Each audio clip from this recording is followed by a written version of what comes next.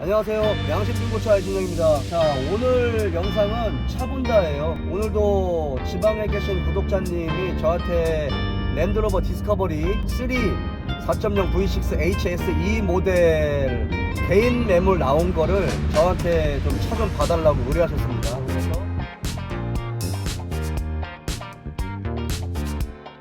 그래서 서울에 있는 이제 개인 매물을 보러 왔고 차 상태를 보고 고객님께 전부 다 알려드렸습니다.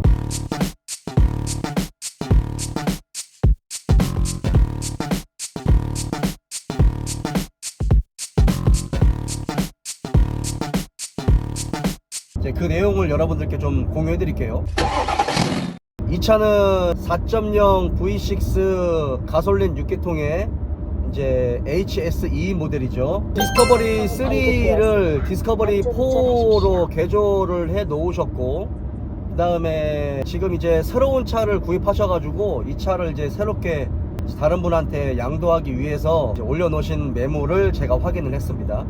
먼저 이 차주분의 이제 사위분이 예전에 이제 랜드로버 제규어 랜드로버 서비스 센터에 근무를 하셨던 분이에요. 조금씩 자동차의 정비를 이렇게 하셨던 겁니다. 그래서 장인어른 차를 이 사위분이 이렇게 만들어 가지고 도움을 많이 주셨던 그런 차입니다. 먼저 한 2019년도쯤에 차를 조금씩 만들기 시작하셨던 것 같아요. 그래서 그 저한테 의뢰하셨던 분이 이분이 차를 만들었던 내용들을 저한테 보내주셨는데, 이 사위분하고도 제가 전화 통화를 해가지고 좀 이야기를 전해 들었고요. 먼저 전체 도색이 돼 있어요. 그래서 차를 봤을 때 2006년식의 20만 킬로 대비해서는 루프 빼고는 전체 도색이 돼 있는 부분이기 때문에 상당히 깔끔하고 양호했습니다. 그리고 검정색이라서 차도 조금 묵직한 그런 느낌도 들었고, 도장 상태도 비교적 괜찮았어요. 다만 이제 스톤칩이나 군데군데 이제 약간 칠이 떨어지는 그런 것도 있었거든요. 붓터치해서 하시면 될 것 같고 크게 흠잡을 부분은 아니었습니다. 근데 이제 조수석 뒷바퀴 쪽을 긁어먹어졌어요. 그래서 타이어는 괜찮은데 뒷바퀴 휠의 가장자리 쪽이 좀 많이 좀 긁혔습니다. 그래서 그거는 휠 도색을 다시 해야 될 것 같아요. 이 차의 특징적인 부분이 그 레인지로버 22인치 휠을 장착을 하셨는데 순정 휠을 빼버리고 레인지로버에 들어가는 22인치 휠을 장착하셨고, 그거를 검정색으로 전부 다 도색을 하셔가지고 깔끔하게 하셨는데 따님이 그걸 긁어 놓으셔가지고 휠 복원은 하셔야 될 것 같아요. 나머지 휠은 조금씩 뭐 스크래치는 있거든요. 근데 그거는 그냥 붓터치로 해도 그냥 될 것 같은 부분인데, 그 조우석 뒷바퀴 휠은 꼭 복원을 하셔야 될 부분입니다. 22인치 휠이 들어가 있어가지고 굉장히 멋있어요, 차가. 근데 한 가지 단점이 핸들이 엄청 무거워요. 지금까지 제가 봐왔었던 디스커버리 3나 4도 순정 상태에서도 무거웠는데 22인치 휠이 들어가 있다 보니까 굉장히 무겁습니다. 근데 차를 좋아하는 차쟁이 입장에서는 이것도 하나의 매력으로 다가오기는 했어요. 연비가 굉장히 안 좋죠. 한 4km, 진짜 많이 타야 한 5km 정도? 예, 그 정도의 연비이기 때문에, 더군다나 가솔린이고 22인치 휠이 들어가 있으니까 연비가 굉장히 안 좋다. 그래서 그런 부분은 좀 감안을 하셔야 된다. 그것도 말씀을 드렸습니다. 이 차 같은 경우는 겉벨트 세트가 교환이 돼 있어요. 4.0 가솔린 엔진은 타이밍 벨트가 아닌 타이밍 체인 방식입니다. 그래서 엔진 오일 관리만 잘 하신다면 비교적 영구적으로 사용을 할 수가 있지만, 그거는 언제까지나 오일 관리를 잘 했을 때 이야기죠. 그래서 겉벨트 교환돼 있고 에어컨 벨트까지 같이 교환돼 있고, 아이들링 베어링과 텐션 베어링이 교환이 돼 있습니다. 그거 교환할 때 라디에이터도 같이 교환이 돼 있어요. 그리고 발전기도 교환이 돼 있었어요. 배터리도 교환이 돼 있습니다. 그리고 점화 코일 배선, 그 다음에 점화 플러그까지 6개가 전부 다 교환이 돼 있었어요. 이거는 운전석 앞엔다가 단순 교환된 걸로 확인이 됩니다. 그리고 나머지 도어하고 뒤쪽 트렁크도 다 풀러져 있는데, 그거는 이제 차주분이 그 사위분이 서비스센터 근무하시면서 이제 도색을 탈거해가지고 도색을 하셨기 때문에, 지금 차 같은 경우는 알루미늄 같으면 탈거를 하면 약간 좀 교환이 됐다라고 보통 사고 유무 판단할 때 판단하거든요. 알루미늄 차들 같은 경우, 그리고 그 도색이 들어간 도막의 두께 가지고도 판단을 하는데, 이 차 같은 경우는 구형 차들 같은 경우는 표시가 나요. 안쪽 철판을 보면 교환이 되어 있는 거와 교환이 되어 있지 않는 거는 표시가 납니다. 그래서 교환은 되어 있지 않은 걸로 판단했습니다. 미세 누유가 원래 이 차가 파워 스티어링 그 저하포수 쪽에서도 누유가 좀 잘 되는데, 파워 스티어링 리저브 탱크에서 누유가 없었고, 파워 스티어링 리저브 탱크에서 파워 스티어링 펌프로 들어가는 호수에도 미세 누유는 없었습니다. 다행히도. 다만 미션 오일 쿨러가 라디에이터와 연결이 돼 있어요. 그래서 미션 오일이 라디에이터에서 한번 쿨링이 돼서 다시 미션으로 들어가는 부분인데, 그 부분에 고압 호수에서 오일에 미세 누유가 있습니다. 그거는 오일이 좀 많이 젖은 거는 아니고 그냥 오일이 좀 많이 묻어 있다. 굳이 그거를 교환할 필요까지는 지금 당장은 없을 것 같아요. 시운전을 하고 밑에 언더카바를 다 내렸어요. 그래서 언더카바를 안 내려도 사실은 다 보여요. 다행히도 카센터에서 임팩을 빌려가지고 임팩으로 언더카바를 다 내렸습니다. 엔진 오른쪽에 상부 엔진 오일팬과 하부 엔진 오일팬에서의 미세 누유가 보였어요. 그런데 반대쪽 좌측에 있는 실린더 쪽에 있는 좌측에 있는 엔진 오일팬에서의 누유는 보이지 않았습니다. 그거는 어떤 이유 때문에 그러냐면, 예전에도 제가 여러분께 몇 번 말씀드렸지만 이 디스커버리 가솔린이요, 엔진 오일 필터도 약간 우측에 달려 있고요, 오일 코크도 우측에 달려 있어요. 그래서 이게 그냥 뭣도 모르고 오일 코크 부르거나 오일 필터 빼면 조수석 로우암 쪽으로 팍 퍼져버려요, 오일이. 그래서 깔때기를 대고 해야 되는 경우가 있거든요. 그런 부분도 좀 신경을 써야 되는데, 그런 부분에서 만듦새 신경을 쓰지 않았고, 오일 필터 교환하는데 어쩔 수 없이 우측 오일팬, 상부 오일팬과 하부 오일팬 쪽에서는 오일이 좀 묻을 수밖에 없는 구조로 돼 있다. 그쪽에 누유가 있는 것처럼 보이지만 사실은 그건 누유라고 보기에는 조금 애매한 부분입니다. 저는 미세 누유는 아니고 그냥 오일 교환하면서 묻은 정도의 오일이라고 표현하고 싶어요. 저한테 의뢰하신 의뢰자분들에게 자세하게 설명드렸고요. 이 차 같은 경우는 사위분이 그 수리하실 때 어퍼암하고 뭐 로우암 뭐 이런 것까지 교환하셨다고 전해 들었는데, 시운전할 때 사실은 잡소리가 전혀 들리지 않았어요. 이게 서울 쪽에 미아동 쪽에 있는 그 차거든요. 그래서 그쪽에 고개가 많잖아요. 그래서 제가 고속으로 시운전을 하지는 못했지만 다행히도 부하 운전을 할 수가 있었어요. 고개가 많았기 때문에 그 고개를 올라가는 부분에 있어서 부하 운전을 할 수 있었던 것은 조금 좋았던 것 같아요. 그래서 사륜구동 테스트라든지 아니면 심한 오르막, 심한 내리막에서의 주행 테스트에서는 굉장히 만족스러웠고, 특히나 내리막을 내려갈 때 브레이크를 밟았을 때 로우암이나 각종 현가장치에서 발생되는 그런 잡소리는 들리지 않았습니다.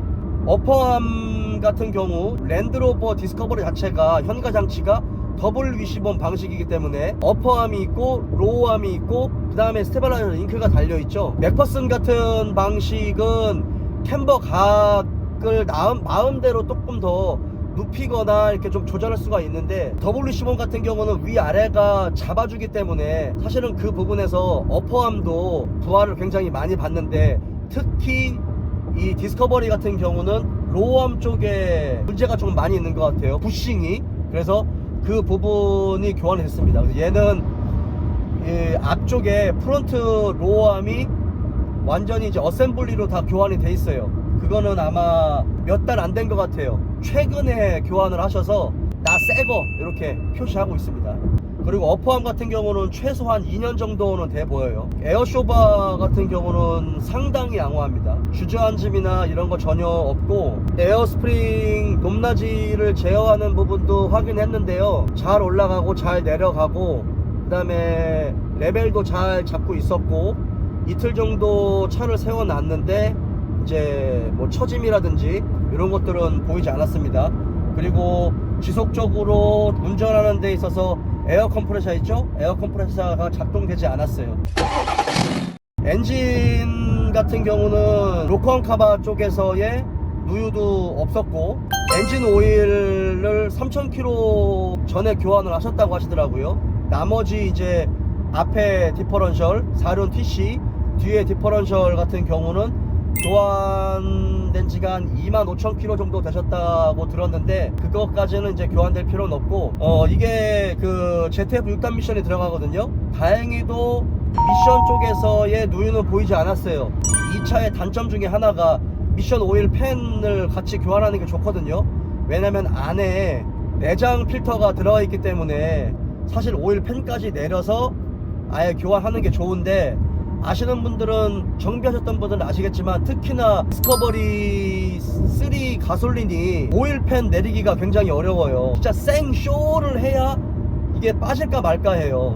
이게 정말 사람 잡거든요. 그래서 그걸 제가 알기 때문에 좀 걱정을 했는데, 이거는 오일팬에서 오일 누유가 안 돼요. 그래서 얘는 그냥 엔진 오일 교환할 때 미션 오일만 한번 교환하고 좀 타시다가 차후에 오일팬에서 오일이 새면 그때 한 번 더 교환을 하시는 게 좋지 않겠는가, 그런 식으로 제가 조심스럽게 추천을 드렸습니다. 앞에 디퍼런셜 같은 경우 이 차의 단점이 앞디프의 오일 그 고무 실이 잘 터져요. 이 차도 약간 앞에 디퍼런셜, 그러니까 프론트 디퍼런셜에 오일이 살짝 묻어 있거든요. 여러분도 잘 아시겠지만 디퍼런셜 오일은 많이 안 들어가요. 한 1에서 1.5리터 정도밖에 들어가지 않거든요. 그래서 오일이 새게 되면, 지속적으로 오일이 새게 되면 오일 양이 줄어들어 가지고 나중에는 그 디퍼런셜 그 기어가 완전히 망가지는 경우가 생기거든요. 그래서 그거를 말씀드렸고, 나중에 디퍼런셜 쪽에 오일 리테이너 그 실, 그거를 한번 교환을 하면 좋을 것 같아요. 근데 지금은 오일이 새는 건 아니고 그냥 셀까? 그 정도. 지금 교환할 필요는 없고, 아주 데일리로 쓰는 게 아니라면 조금 더 버틸 수 있는 정도의 수준입니다. 다른 트랜스퍼 케이스에서는 오일 누유가 전혀 없었어요. 사실은 트랜스퍼 케이스에서도 오일 누유가 좀 잘 되거든요. 왜냐면 오일의 그 양을 조금 더 많이 집어넣는 분들 같은 경우는 숨구멍으로 이렇게 올라와요. 그래서 그쪽으로 올라와서 이게 좀 새는 게 많은데 전혀 오일이 비치지 않았습니다. 그리고 앞디프와 트랜스퍼 케이스 간의 프로펠러 샤프트에서의 유격이라든지 볼트의 풀림도 전혀 없었고, 뒤쪽에서의 프로펠러 샤프트와 고무 댐퍼의 어떤 그런 느낌도 굉장히 좋았고, 유격도 많이 없었습니다. 뒤쪽은 부식이 조금 있어요. 공기가 위로도 지나가고 옆으로도 지나가고 차 밑으로도 이렇게 지나가면서 뒤쪽으로 공간이 많이 생기면 와류가 형성되면서 이물질이 많이 묻을 수밖에 없는 구조로 돼 있죠. 이 차는 부식이 조금 있는 편이에요. 특히나 운전석 뒤쪽에 메인 프레임, 그러니까 바디온 프레임의 메인 프레임에 물구멍이 있어요. 녹이 꽃이 폈어요. 그게 조금 아쉽습니다. 그런데 워낙 두껍고 차를 뭐 10년까지 뭐 타는 그 정도는 아니니까 뭐 한 5년 정도까지는 충분히 버틸 수 있지 않을까 생각이 드는데, 이 차의 구조나 4륜구동 자동차의 구조를 아시는 분들이라면 충분히 이해할 수 있는 부분이지만, 그런 걸 모르시는 분들이라면 조금 부식이 있다 라고 생각하실 수 있어요. 앞뒤 타이어 상태는 굉장히 좋아요. 트레드는 거의 80에서 90% 이상의 트레드를 가지고 있으니까 타이어를 교환하실 필요는 없어요. 이 차를 가지고 와서 바로 앞쪽 시트는 리무진 시트로 교환하셨고, 그 다음에 이 차가 단점이 그 시간이 오래되면 천장의 천이 처져 버리는 단점이 있거든요. 뒤쪽이 많이 내려왔는데 A필러, B필러, C필러하고 천장까지 그 천장 마감을 잘 하셨어요. 그래서 작업을 하신 거죠. 검은색으로 좀 작업을 하시고, 앞에도 리무진 시트 작업을 하셔가지고 굉장히 좀 그 일체감 있고 깔끔하게 진행이 되어 있습니다. 그리고 그 조수석 쪽에 에어백이 터지는 그 자리가 찢어져 있어요. 터져 있어요. 그거는 어쩔 수 없어요. 네, 그 부분은 고질병이라 그냥 안고 가셔야 된다 라고 제가 말씀드렸습니다. 그 이외에 뭐 센터 패시아의 상태도 굉장히 좋았고, 에어컨이 조금 아쉬웠어요. 뭐 이게 날씨가 좀 너무 더워가지고 그랬는지 모르겠지만, 에어컨 가스가 없는지는 몰라도 에어컨이 아주 시원하게 나오진 않았지만 그래도 에어컨이 나오긴 나왔습니다. 실내의 버튼이라든지 작동되는 부분 다 양호했고, 이 차가 앞쪽하고 뒤쪽 1열과 2열에 썬루프가 있잖아요. 근데 썬루프 햇빛 가리개가 잘 망가져요. 햇빛 가리개가 잘 안 걸려요, 여러분. 이 차는 앞 1열과 2열의 썬루프 햇빛 가리개가 전부 다 잘 걸렸습니다. 그리고 도어 레치도 교환을 다 해 놓으셔가지고 도어 레치의 상태도 굉장히 좋았고요. 이 엔진 자체가 뭐 여러분도 잘 아시겠지만 제 영상을 보시면 미국 엔진이에요. 포드 엔진이다 보니까 엔진의 내구성은 굉장히 좋아요. 그래서 20만 킬로가 훌쩍 넘었어도 이 엔진의 내구성은 신뢰할 만합니다. 그리고 엔진 오일 관리만 좀 잘 한다면, 그리고 엔진 오일을 너무 묽은 거 0W나 이런 거 쓰는 것보다 5W 3, 40 이상의 이런 엔진 오일을 쓰는 걸 좀 추천하거든요. 그래야 이제 오일 새는 것도 좀 막을 수 있고. 근데 워낙 이게 22인치 휠이 들어가 있으니까 연비가 안 좋아가지고 너무나 이 고점도의 엔진 오일을 쓰는 거는 좀 추천드리지 않습니다. 자, 아까 영상을 찍다가 제가 잠깐 놓치게 있어서 다시 보강 영상 찍습니다. 전 차주분이 예방정비를 할 때 그 캠 각 센서하고 크랭크 각 센서를 교환하셨어요. 그러니까 그 교환된 거를 제가 영상에 미처 담지를 못해가지고 지금 지하 주차장에 와가지고 다시 영상을 찍습니다.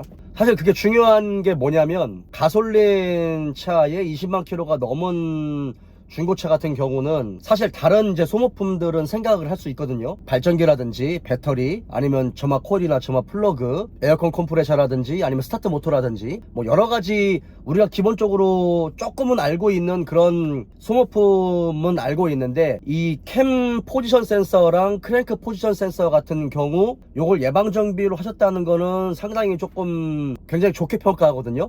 이거는 사실 정비사분들이 아니라면 굳이 이것까지 예방정비를 할 생각을 안 했을 텐데, 이 차주분의 사위분이 정비사이셨기 때문에 그 부분을 예방정비를 하셨던 부분이에요. 사실 캠 각센서고 그 다음에 크랭크 각센서 같은 경우 이게 뭐 쉽게 나가는 센서는 아닌데, 이게 가장 기본적으로 캠 각센서와 크랭크 각센서가 하는 일은 흡기와 배기캠의 위치, 피스톤 크랭크 각의 위치에 따라서 가장 기본적으로 그 자동차 연료의 분사 시기를 조절하는 그런 센서거든요. 그러니까 그만큼 캠의 위치와 크랭크 샤프트의 위치가 정확하게 맞아 떨어져야 기본적으로 엔진이 정상적으로 돌아가잖아요.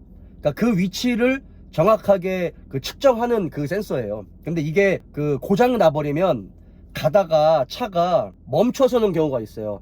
어떤 경우는 일정 부분 속도가 올라가면 연료 컷이 돼버리는 그런 경우도 있고, 그 다음에 시동이 잘 안 걸리는 경우들도 있고, 여러 가지가 있는데, 사실 이제 뭐 시동이 안 걸린다든지 가다가 시동이 꺼져 버린다든지 요렇게 되면 자동차를 잘 모르시는 분들 같은 경우는 당황하실 수 있잖아요. 사실 이런 센서의 오작동일 가능성이 큰데, 그런 부분에서 조금 이제 크게 오해하실 분들이 있기 때문에, 지금 봤었던 그 차 같은 경우는 캠 각 센서 2개, 그 다음에 크랭크 각 센서 하나, 이렇게 해가지고 예방 정비로 교환을 하셨다는 거 좋게 평가하는 것 중에 하나입니다. 자, 그럼 다시 리뷰로 돌아가시죠. 전체적으로 자동차의 뭐 컨디션이나 외장도 괜찮았고, 실내도 괜찮았고, 엔진룸의 뭐 누유라든지 이런 부분도 제가 예상했었던 것보다는 상당히 양호했습니다. 뭐 그렇다고 누유가 뭐 전혀 없다 뭐 요거는 아니지만, 제가 예상했었던 것보다는 누유의 양이 매우 적었다, 그래서 매우 양호하다 라고 평가를 내리고 싶고, 마지막으로 쪽에 이제 바퀴에 디스크를 전부 다 교환하셨어요. 디스크하고 디스크 넷짝을 교환하셨고, 브레이크 패드도 교환하셨는데 한 19년도나 20년도 그쯤 교환하신 것 같아요. 제가 만져보니까 디스크 넷짝이 다 턱이 졌어요. 그런데 관리를 못 하신 거는 아니에요. 그래서 어차피 이게 차가 좀 무겁고, 그 다음에 유럽 차들 같은 경우는 국산차랑 다르게 패드와 디스크가 같이 파먹어 들어가면서 이 제동을 해주는, 어차피 이 차가 제동력이 많이 밀리잖아요. 그래서 그 부분에서는 충분히 이해할 수 있는 마모 상태였고, 교환된 거 하나로만 봤다라고 하면 상태는 굉장히 양호해요. 녹 같은 것도 굉장히 양호한데 비교적 빨리 파먹은 것 같아요, 느낌상. 그 다음에 패드의 상태는 괜찮았고, 제가 교환된 거를 보니까 앞쪽에 라이닝하고 그 다음에 디스크 교환됐고, 뒤쪽 라이닝하고 디스크 교환됐고, 쪽에 이제 파킹 브레이크는 뒤쪽은 슈 타입이에요. 뒤쪽에 이제 그 브레이크 디스크 안쪽에 이제 슈 타입으로 이렇게 벌어지는 부분인데, 파킹 브레이크 패드는 교환을 하지 않으신 것 같아요. 왜냐면 굳이 뭐 파킹 브레이크를 많이 사용할 필요는 없으니까 그냥 그거는 교환을 안 하신 것 같은 느낌이 듭니다. 사진상으로도 제가 그렇게 봤고, 일단 기본적으로 좀 멋이 있고요. 그 다음에 D4로 개조가 됐다라는 그 부분, D4로 개조가 되면 앞쪽에 그 라디에이터 그릴 있잖아요. 라디에이터 그릴이 고정이 잘 안 돼요. 그래서 얘는 밑에 그릴이 쑥쑥 빠져요. 그거는 좀 어쩔 수 없는 부분인 것 같아요. 충분히 시운전했고, 차량하고 떠봤고, 언더카바 내려서 구석구석 전부 다 확인을 했습니다. 그리고 또 하나 말씀드리고 싶은 게, 등속 조인트 고무 부트, 그러니까 그 너클암 쪽에, 앞쪽 너클암 쪽에 붙어있는 그 등속 조인트 고무 부트는 교환이 된 것 같고요. 운전석 쪽 오무기아의 고무 부트는 좀 찢어졌어요. 뭐 올이 들어가는 거나 그런 건 아니기 때문에 크게 뭐 걱정하실 필요는 없지만, 그 위쪽에 이제 구리스가, 조인트가 들어가기 때문에 구리스가 묻어 있거든요. 근데 이제 고무 부트가 좀 찢어져서 구멍이 나 있다. 그 부분도 좀 알려드리는 바입니다. 자, 랜드로버 디스커버리 3 4.0 V6 HS2 모델, 오늘 차본다 영상이었고요. 다음에 또 다른 주제로 찾아뵙도록 하겠습니다.